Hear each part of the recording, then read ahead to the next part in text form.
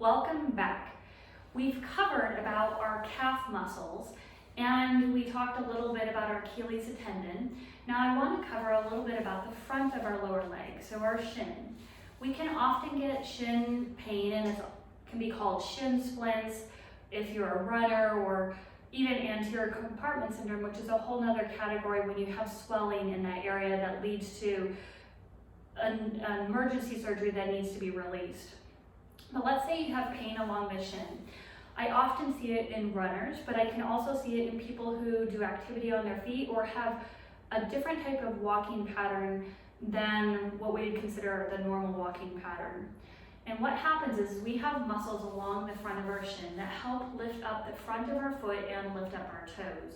You can even feel this. If you're doing this right now, you can feel a bulge or contraction of muscles as they tighten as you lift up your foot. Now, sometimes when people walk, they are used to lifting up their toes extremely high. And you can even tell if the front of the shoe has a wear pattern there, you know the big toe is often used to lift up and clear the foot as a person's walking. Now, we want those muscles to work in that manner as we're walking, but sometimes it's excessive.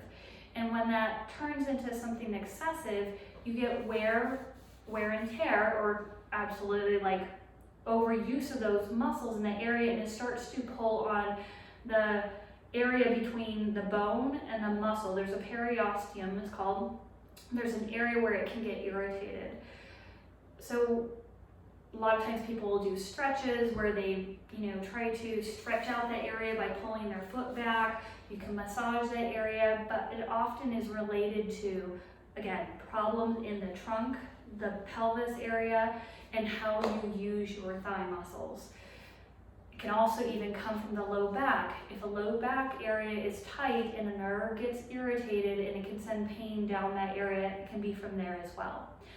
So things to consider, besides just the traditional stretching and massaging or pressure point release, other things to consider that will take a little bit longer is getting your ribs down, getting your pelvis away from that forward tilt, but get it back into neutral.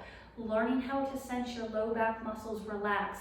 Learning how to sense your hamstrings kick in when you step and strike your heel. And sensing your quad muscles kick in when you bring your weight through your body as you're moving forward, so that the stress is not going, again, to the lower leg muscles.